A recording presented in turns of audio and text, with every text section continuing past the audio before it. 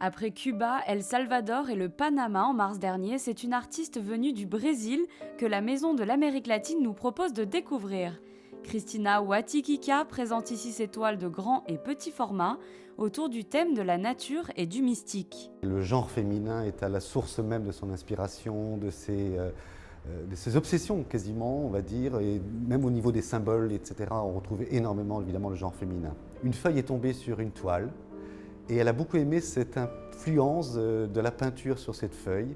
Et à partir de là, elle a commencé à travailler en effet dehors, en donnant quelque part ses œuvres, en offrant ses œuvres à la nature, près d'un fleuve, près d'une rivière. Et après, un peu plus loin, parce qu'elle est aussi une pèlerine, elle a fait le chemin de Saint-Jacques-de-Compostelle en 90.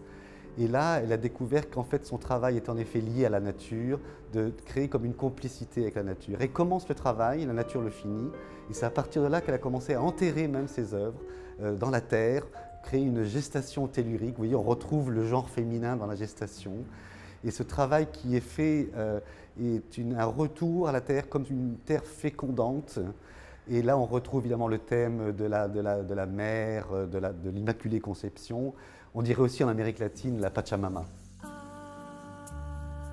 Elle travaille en étroite collaboration avec son mari, qui n'est autre que l'écrivain sud-américain Paulo Coelho.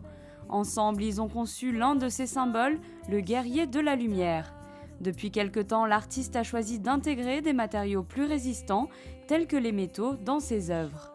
Maintenant, elle travaille aussi, il y a des exemples intéressants, d'un travail maintenant sur des matériaux plus durs, comme le cuivre.